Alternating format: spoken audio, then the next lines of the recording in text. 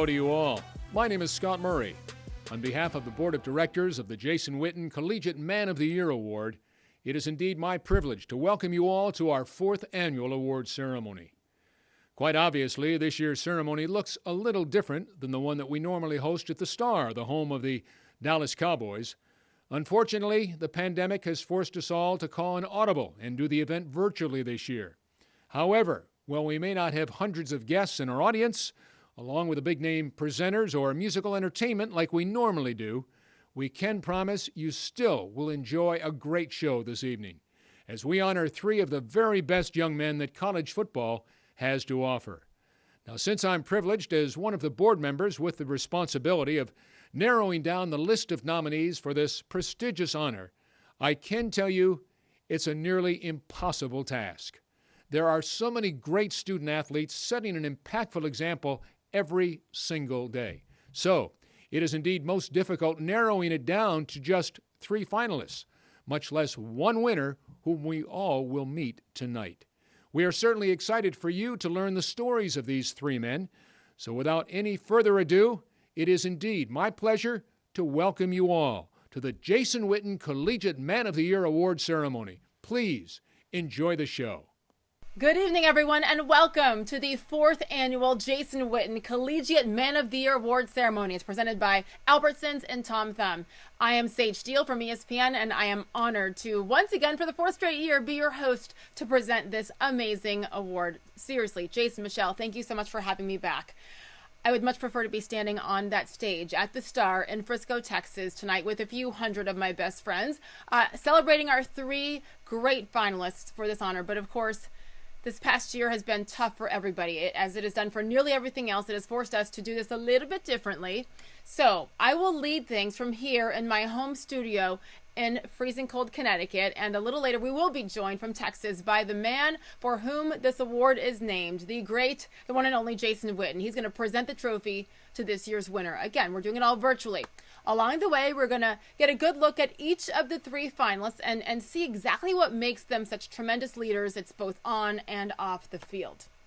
The Jason Witten Collegiate Man of the Year recognizes the college football bowl subdivision player who has demonstrated a record of leadership by exhibiting exceptional courage, integrity, and sportsmanship, again, on the field and almost more importantly, off the field. This process began with 93 nominees made by sports information directors from across the NCAA, and now we're down to just 3. Just 3 remain, and they are, drum roll please, Najee Harris from Alabama, Dalen Hayes from Notre Dame, and Sam Ehlinger from Texas. We are here tonight to honor these 3 remarkable young men and their remarkable accomplishments. Let's, right now, take a look. Here come the Irish. He's the best running back in the country. You can go ahead and give him that one. What a difference Sam Ehlinger can make. So Ehlinger with time.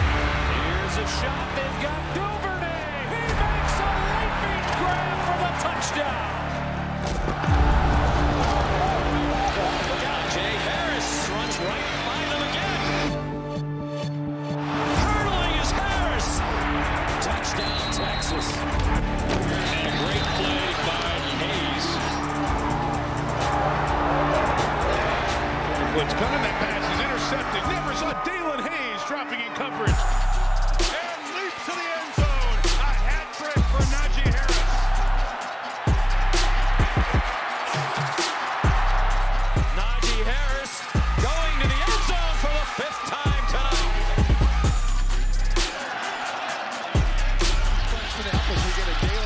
Another sack fumble. Sims in trouble, fumbles the ball as he's sacked. It's recovered by Notre Dame. Quarterback run, and they go. Holy Toledo! Big sale! Whoa! Ehlinger, downfield shot. Very wide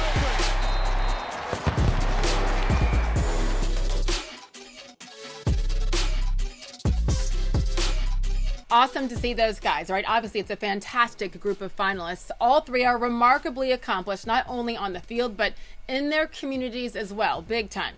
In just a second, we're going to get a closer look at all three young men and what makes them so special. But before we do that, I want to recognize a very special partner of ours here. As I mentioned, this great event is presented by the fine folks at Albertsons and Tom Thumb, who have stuck with us during really, frankly, a brutal year. They have been a believer in this award and this entire event since day one, and they are a huge reason why we are able to present this 4th annual award here tonight. So, to get things kicked off, please help me give a warm welcome to the president for the Southern Division of the Albertson Companies, Mr. Wayne Denningham. Hello, I'm Wayne Denningham, Division President for Albertsons Company's Southern Division, including Tom Thumb, Albertsons, and Randall stores throughout Texas and Louisiana. Albertsons is so proud to once again be the presenting sponsor of the Jason Witten Collegiate Man of the Year Award. I want to sincerely thank our vendor partners that are joining us for this event. It is because of your support that Albertsons Companies continues to positively impact our communities. Your partnership has enabled us to make very significant contributions to hunger relief and to other important causes such as cancer research, disaster relief, social justice, and our local schools. Again, thank you so much for your support. Lastly, but certainly not least, I would like to thank our more than 17,000 team members that volunteer their time, participate in fundraisers, and support their local neighborhoods. This is in addition to increased workload as the pandemic brought unprecedented challenges. Our associates worked hard every day to keep our doors open, stock our shelves, and protect the health and safety of our customers, our vendors, and their fellow associates. Thank you to each and every team member from Southern Louisiana to Houston to Austin to the DFW Metroplex. We appreciate all of your contributions. We're so proud of the work we have done in the past year. In partnership with our vendors and our associates, I want to share with you this video highlighting some of the ways we have had the opportunity to give back. Hi, I'm Christy Lotta, Director of Public Relations and Communications for Albertsons Company's Southern Division, including Tom Thumb, Albertsons, and Randall stores.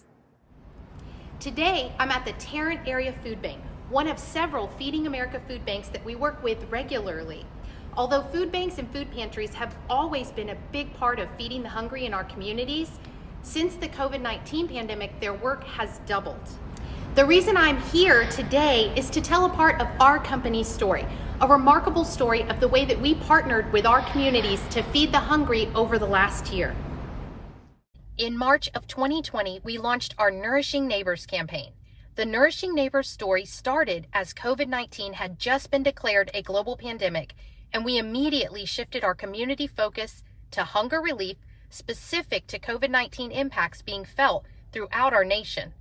On March 15th, we began raising funds and organizing hunger relief efforts, and by the end of April, Albertsons Companies had committed to $53 million in additional funding for Nourishing Neighbors.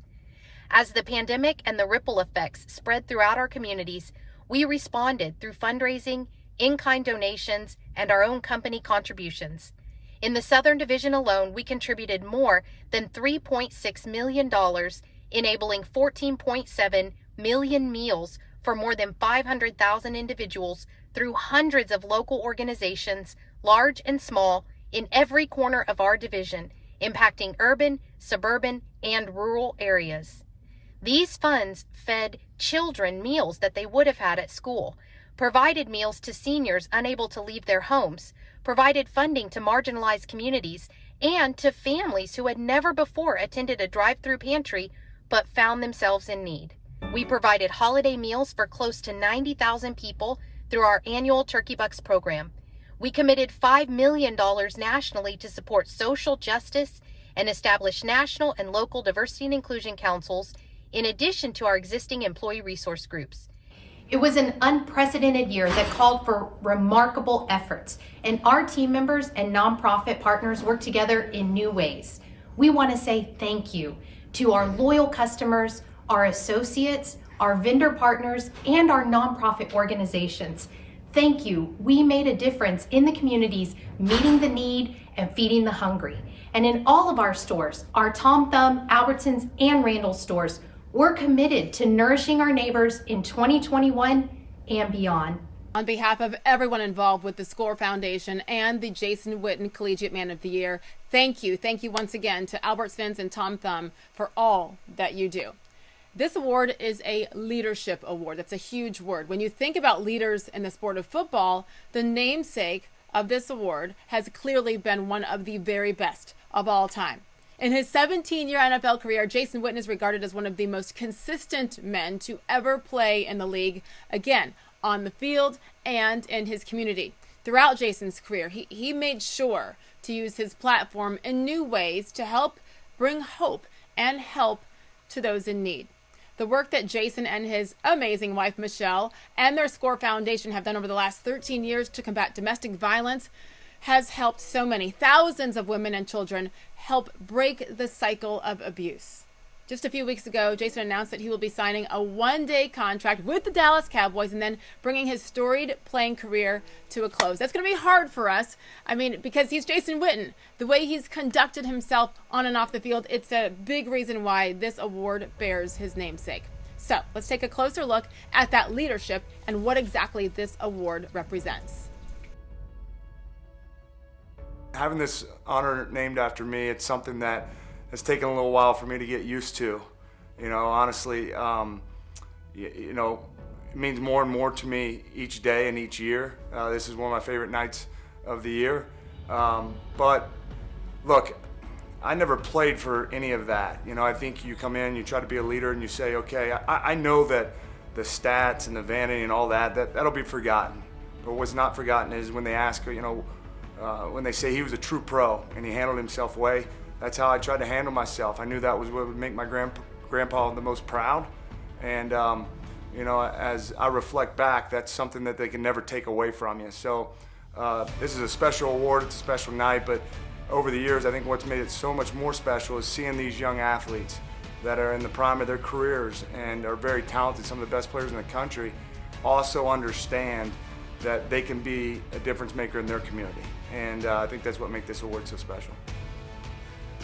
Well, I think leadership comes in all shapes and sizes. You know, oftentimes it's not the loudest voice that makes a person the leader. I think, you know, true leadership is understanding your job is to provide what the team or the organization needs most. And that's what makes leadership so hard, is that, you know, there's not a book on the right way to do it. You got to be able to figure it out. You got to trust your emotions. You got to trust the people around you, and you got to feed off of that gut that you have and that instinct and follow that. And usually I've found in my life that the best leaders, they're able to kind of stick to that and have a lot of belief, and it works out in that way.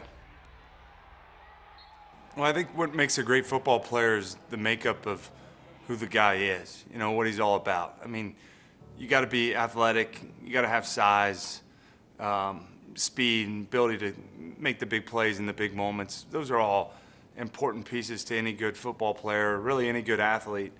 But really, what are you really about? You know, what kind of toughness do you have? Who are you when nobody's watching you? What kind of leader are you? You know, do you hold those guys accountable in everything that you do? And, you know, I think in today's game, that's more important now than it's ever been, you know, and in society as a whole. I think you got to be able to say, listen, I'm going to stand for what's right. And whether we win or we lose, I'm going to make our football team better. You know, when it's all said and done, like it is for me, I think it's you're proud of the way you went about it. And good football players, there's a lot of them out there, but guys that really make an impact, take advantage of the platform that they have, and do it on and off the field. You know, we need more of those type of guys, and I was proud to be one of them.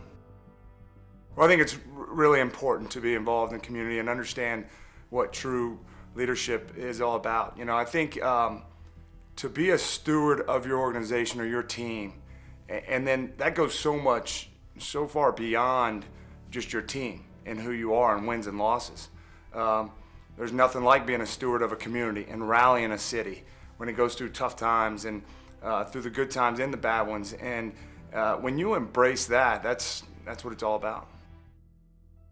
And here he is, Jason Witten. Good to see you, kind of, sort of, in person. I'll take what I can get at this point for sure, Jason. How are you doing? I'm doing well. Good to be with you, Sage. I tell you, I mean, Your smile is just infectious, and I feel like you're sitting here right with me. You know, that's the goal. And I'm telling you, the first 3 years have been so incredible and so special for me. So personally, thank you again for entrusting me with this, because it is such an honor to be part of it with you and with the three young men every single year. Real quick, though, I want to talk about you for a second. And I know you don't like it when I focus on you, but we have to, because Jason, 17 years and it's done. You did it like no one else has on the field and off the field. And now you're going to sign that one-day contract to officially retire as a Cowboy. But when I say retire, how does that feel to you still, now that it's basically official?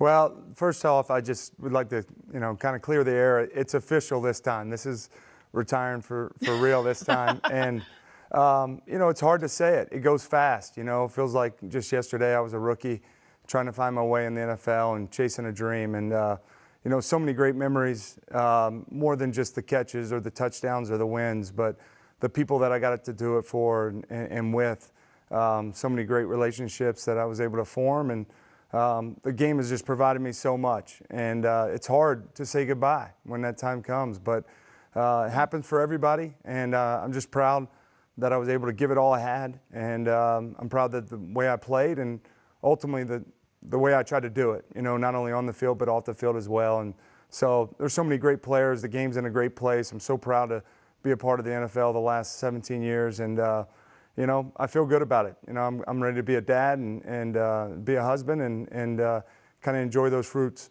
Listen, you can look at the numbers. I mean, Hall of Fame all the way. We all know that. Jason, what are you most proud of from your entire career?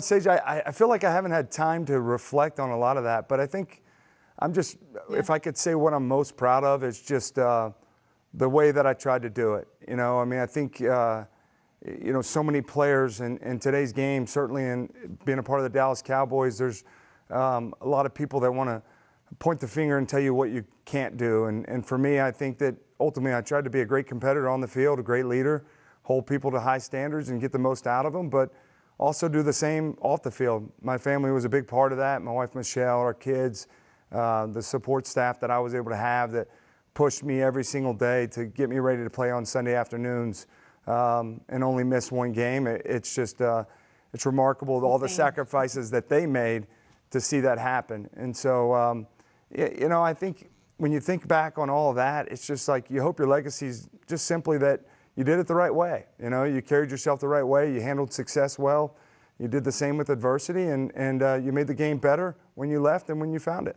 All right. Once again, you guys have done a beautiful job selecting three amazing candidates. And I know how difficult it is for you guys every single year, but all three of these are winners as well. You got Najee, Dalen, and Sam. One by one, real quick, Jason, what stands out to you about these three young men?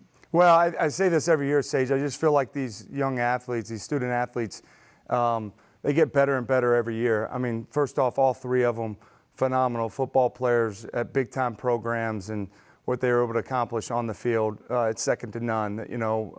Start with Najee. I think when you look at him, he's a national champion.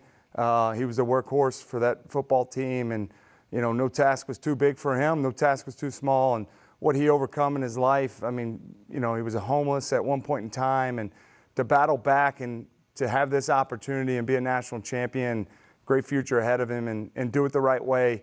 You can't say enough about him. And Dalen, I think anytime you have an injury, I think it can set you back. Adversity, a lot of people talk about how you should handle that, but when you're really looking at it face to face every single day, not knowing if you'll have a chance to play again, it makes you question yourself. And to be at Notre Dame, which is one of the top programs in the country for a long time, and to be that type of leader, it says a lot about who he is. And, he's not just telling his teammates to do one thing and he's doing another. He's gone through that and not knowing if he'd have another opportunity and then have that type of season and that type of leader in the midst of all the challenges our country's going through. I just tip my hat to him. And then Sam, I think, playing at Texas and being the quarterback of the University of Texas, those are, you're carrying the hopes and dreams of a lot of people. And to do it with class, and it probably wasn't the season that they had hoped for, and to never blink and not flinch in the moments of that, and will his team to some big wins, and then ultimately to wake up the next day and make an impact and stand for the right things. I just think all three of them, I'm proud to be associated with them, and they got great futures ahead of them.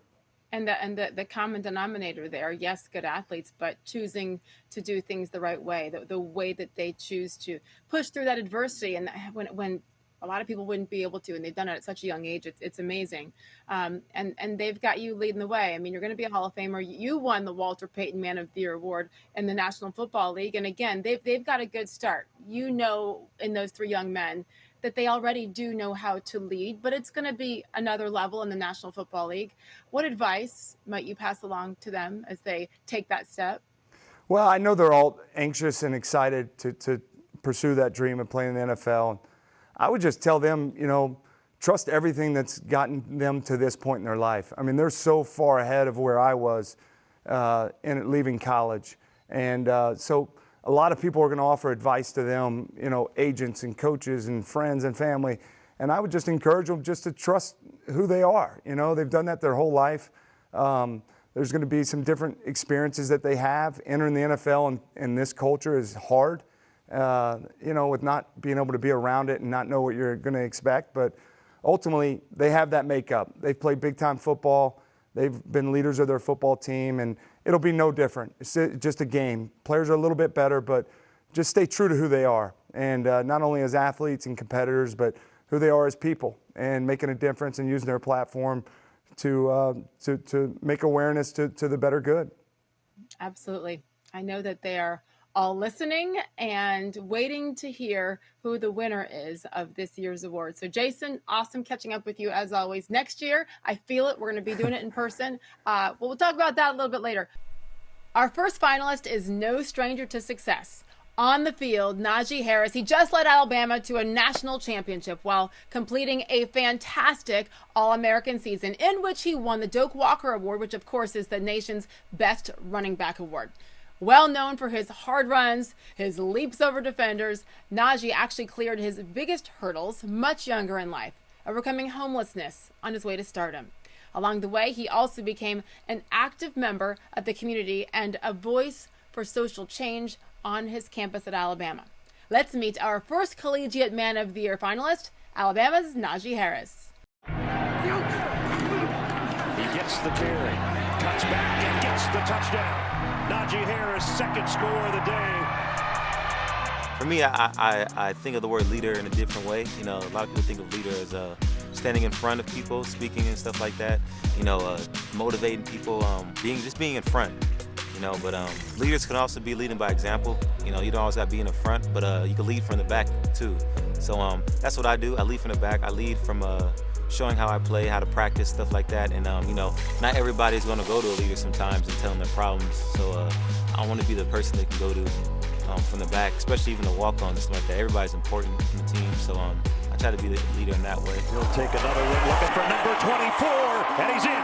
Touchdown, Najee Harris. I wasn't fortunate as other people to have the stuff that they have. So the best way to test you as a person is just, you know, going through stuff like this, you know, and just coming from like rough environments and rough upbringing. But I feel like if you get past this, it'll make the best person ever, because, you know, you see the other side of what, you know, it could be like over there. I mean, all that stuff doing that, the Richmond Powell and all that stuff, it made me to the person who I am today, because, you know, experiencing all that at a young age and experiencing all that adversity, I mean, it made me mentally strong in a way, you know. It 100% helped me on where I'm at today. And Najee Harris runs right by them again. Inside the 10, lunging for the pylon.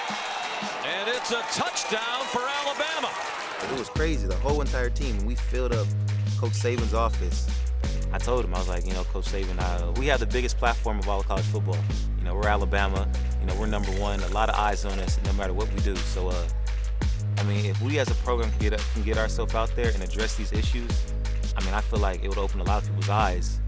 Not only that as a school, but you as a coach, you are like one of the greatest coaches ever. So, I mean, if you be there, it would even be more bigger than what it is. And he was like, I'm down, you know what I'm saying? So we got together and we did it. We must do more as a team and as individuals to keep this movement going. I'm looking forward to working with programs like the Alberta Head Start Unity Project and Big Brothers Big Sisters to help with matters like this. there's light at the end of the tunnel, really. You know, I saw a saying that said, like, do not go where the path may lead, but go where there's no path and leave a trail. So, I mean, if you can go your own way, you know, do it the right way, and you'll feel like better about yourself in a way, because, you know, it's a self-made success. Here's Najee Harris, inside the 5, inside the end zone. Touchdown, Alabama. What an impressive young man, Najee Harris. I'm so looking forward to watching him on Sundays next fall, for sure. All right, as we just saw, it's not where you start that counts. Of course, you know it, it's where you finish. Our next finalist has proven that, and also proven that resilience is the mark of true leadership. After suffering a season-ending injury in what was supposed to be his senior year, Notre Dame's Dalen Hayes refused to let bad luck get the final word in his collegiate career. Determined to write his own final chapter, Dalen, he rallied his team around the fight for social justice last offseason and then rallied them to a spot in the college football playoff just last fall. Let's meet our next Collegiate Man of the Year finalist, Notre Dame's Dalen Hayes. Dalen, last year you were performing at an extremely high level until you suffered a season-ending injury against Virginia that put everything on pause. Describe the feeling of having to contribute from the sidelines. What was going through your mind during that time? At the time of the injury, I was actually really sad. Like, I remember crying in the locker room with all my teammates. It just felt like I was like, you know, I'm finally getting my footing, and then I got hurt. But you know, when you trust in God, like, you can't go wrong. Like, He'll always take, you know, a situation that you think in the moment that is bad and turn it around to be a great victory. So I trusted in that. I relied on my faith. I relied on my family, and I relied on my brothers and my teammates. And that situation, man, it was probably the best thing that's happened to me. I mean, having another year to come back and be more involved in the community and be more involved in with the team and be able to provide leadership was something that I felt like I had a lot left in the tank of. So God gave me an opportunity, and I made the most of it. So. You organized a community Juneteenth rally. How did that come about? There was a peaceful protest led by Father Jenkins about a week before our student athletes got back to campus. So I was like, you know, why not do something when everybody's back? Because I know, like, had they been given the opportunity and had guys been available, they would have been there, and guys we would have showed up and showed out. So I just wanted to give guys an opportunity to do that. See, what separates our team from a lot of teams in the country, what separates our organization from a lot of teams in the country, is our accountability is through the roof. That means when I go into a weight room and I give everything I got, that's no longer that's not enough. It's not enough for me to give everything I have on a rep. It's my job to hold my brother accountable. That's the vow that we made to each other. I promise you, if we commit to these 3 things, we can all look each other in the eye and say that we left Notre Dame better than when we found it. What's next for you? A desire to be the best version of myself that I can be for my teammates, as a leader, as a player. There's no other goal.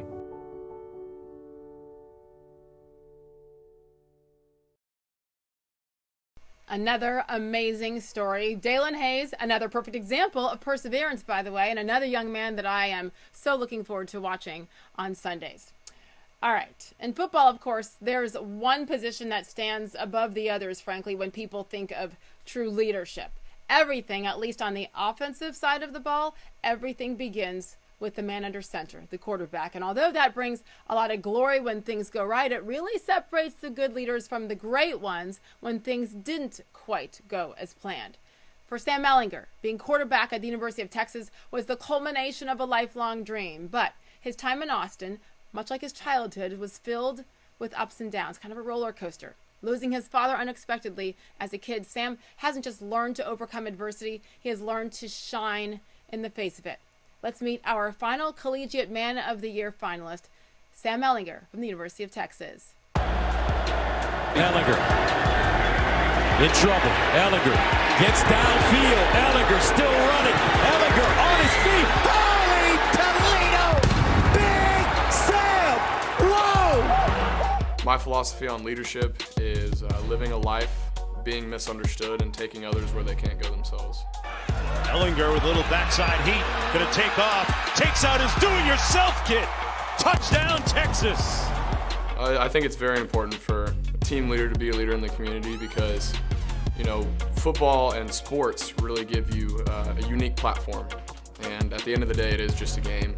And what's most important is people's real lives. And people's real lives are in the community. So using that platform to carry over from football into the community shows the rest of the team what's truly important about the game, and instead of just getting so involved in football that you forget about the real world outside of the facility.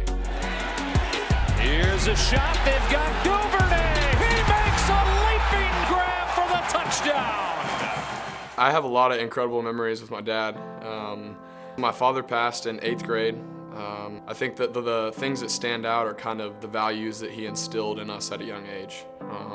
You know, he'd always say, because we have a little bit of German in our blood, we're just naturally hard workers. Now, I don't know if that was necessarily the case, but we sure believed it, and that was something that was kind of instilled at a young age, you know, that hard-working gene.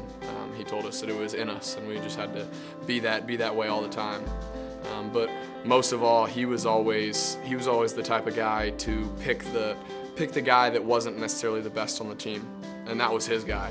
He was really good at instilling confidence in others around him, and I think that that's something that has stuck with me for a really long time. You know, it's really easy to, you know, cheer and prop and lead the guys that want to be led and the guys that have the confidence to go out there and be the best. But what about the guys that don't? What about the guys that aren't as athletic, that are frustrated or insecure about their talents? Those were the guys that my dad would go for and try to lead, and so that really taught me how to really lead everybody. I would say my family really got me through it. We were very close during that time, and it was something that, you know, we had to stick together. And definitely our community as well, our close family friends that were kind of our support system, that were always bringing over food, always making sure that we were taken care of. If my mom wasn't having a good day, we always had somebody that would come pick us up or take us wherever we needed to go. So I would say my family and really close friends we were all kind of able to come together and lock arms and get through it together. Ellinger, downfield shot, man wide open. Yeah, I would say football saved my life. You know, I know that's pretty extreme, but so is losing your father and going through that pain. There were a lot of different avenues that I could have gone down with that pain, and it was something that was able to get my mind off of the recent death that I was feeling, and forced me to continue to work hard, forced me to continue to be responsible to my teammates and my family.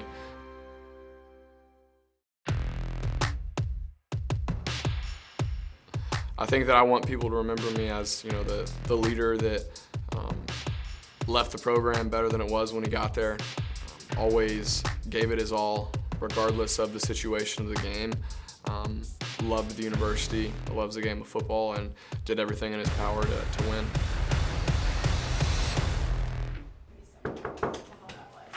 Am I interrupting? Sam, what's up, man? How's it going? How you doing, man? I'm doing Jason well. Witten, nice Very to meet nice you, man. to meet you. Absolutely. Yeah. Look here, man. Congratulations, man. Oh, wow. You know, Thank you 2020 very much. Jason Witten Collegiate Man of the Year, man. Wow. Wow. Well deserved, It's an brother. honor. It's an honor. I appreciate you. Yeah. Congrats on everything. Yeah, you do it the right way, man. Thank you. And here he is, Sam Ehlinger. Can I say congratulations? I mean, this is huge, and I know you know what this means and how much weight this award in particular carries. We'll get to that in a second, but I want to know, again, congrats, but you were surprised by this. What went through your mind when Jason Witten walks in the door and says, "You're the winner"? Yeah, well, thank you, Sage. I appreciate it. It's great to talk with you. I was very surprised. Growing up, seeing him on the TV, it was crazy to see him in person, and I was taken back and surprised and just honored, honestly. It was an incredible experience just to receive the trophy and be in his presence, honestly. That said, describe what this award in particular means to you, Sam. Oh, it's incredible. Growing up, especially living in Texas, you know, watching the Cowboys and watching Jason play, it was always, you know, my parents were always like, that's who you need to model yourself off of, you know, on the field and off the field. because he does it right in all the ways. He has all the glory.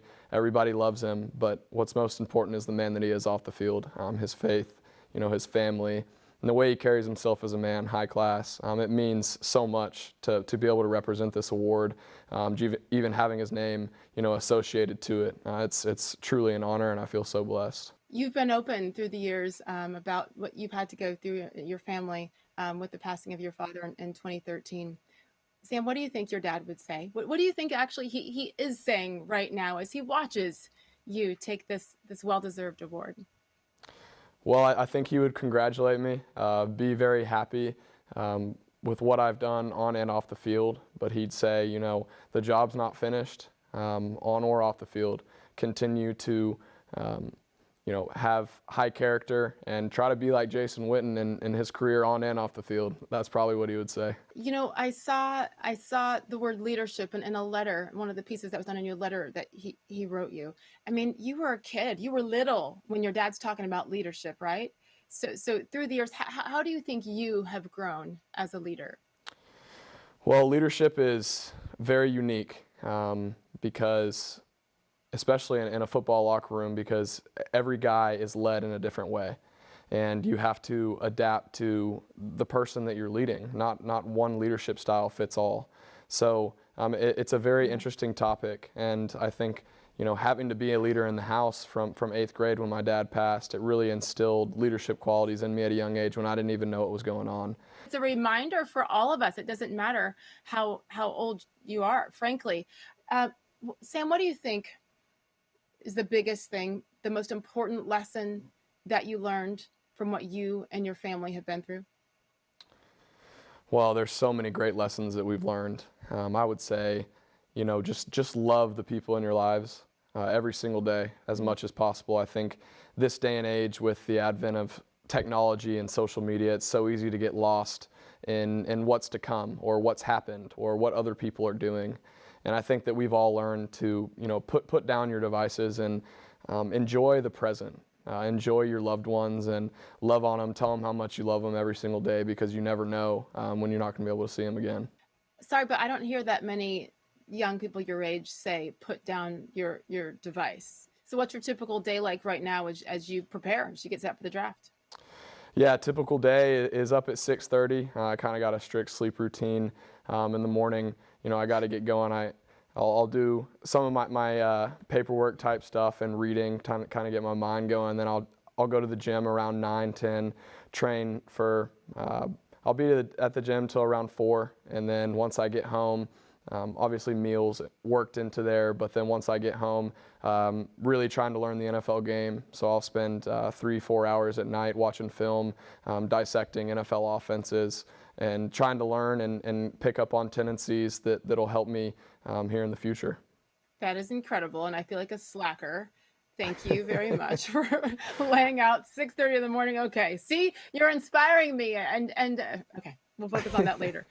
On that note, I'd love to bring Jason in. Isn't he right there around the corner from you? He is. Jason, come on in. I think the cool thing is that Sam, there he is. Yes. Jason, you just heard Sam talking about his daily routine. I mean, he's got the schedule down, the work ethic down, watching 3-4 hours of film a day, and he hasn't even been drafted yet. What is it that stands out to you the most about the winner of this year's award?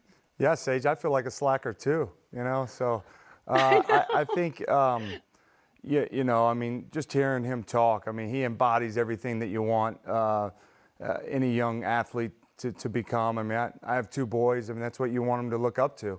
He's got a good head on his shoulders. He's humble. He's a competitor. You can obviously see that he wants to have more success, and he wants to chase something bigger than what he's just experienced now. And that's what, this game's all about, is to have an opportunity to have a career like that, and to be thankful for the people that made so many sacrifices to help get you where you are in life.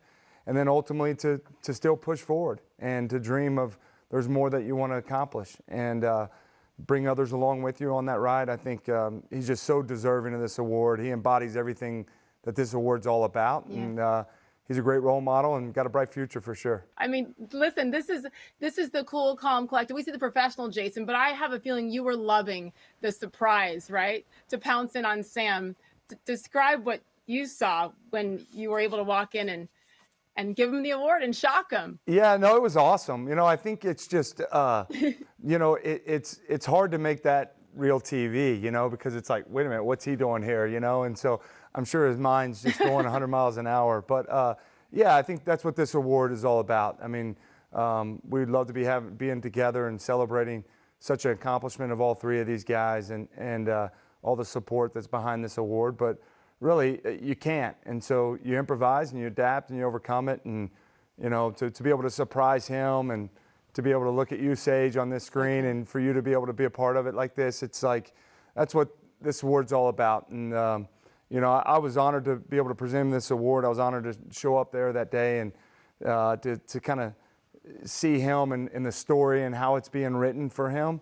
And also to celebrate all these athletes that do it the right way. And I think as a fan of the game of football, you know, many Saturday afternoons sitting out in Las Vegas by myself, I was pulling for them. And the game can bring so much more than just wins and losses.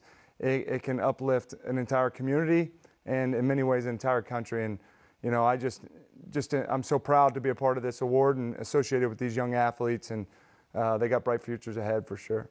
I think that's one thing that we've learned over the past year is the importance of sport and how it brings everyone together. And for 3 hours on a Sunday, really nothing else matters, right? Your politics, race, gender, all the difficult things, put it aside. And what you've done, Jason, on Sundays, and Sam, what you're about to do, honestly, I think it's priceless. I want to thank the two of you for entertaining me for all these years. Frankly, it is awesome. It's a blessing. And Sam, I wanted to end with this because I love what your mom said. She said there was two things that your family did: go to Texas football games and go to church. Maybe not a Texas football game coming up here on Sundays for you over the next several years, but definitely football games. I know you're going to keep on going to church. What a beautiful family. What a beautiful man that you have turned out to be. And I got to tell you, we are rooting hard for you come draft time and, of course, next season and all the seasons to come. Congratulations. Thank you so much for taking the time to do this. And I hope to talk to you soon. You're going to not blow me off for interviews, right? Like you have to say yes if I need to interview you now. Come on, now on, right? I got to make it up to your level to be interviewed by you, but of course. I bow down to you, Sam Ehlinger. Congratulations. And there you have it. That's going to do it for the 4th annual Jason Witten Collegiate Man of the Year Award ceremony. I pray that this is the last time we'll ever have to do it virtually. Wow, I miss everybody in person, but congratulations. Great job by the crew. Not easy to do, and I think it was a beautiful way to honor these 3 young men. I cannot wait to see you, though, next year, live and in person next February. On behalf of Jason and Michelle Witten, on behalf of the SCORE Foundation and Albertson's Tom Thumb, thank you so much for joining us tonight to really honor these tremendous student athletes and, frankly, future leaders. They're already leading the way. Congratulations to all 3 of you, Najee, Dalen, and Sam. Thank you all. Good night. God bless. And good luck in the National Football League.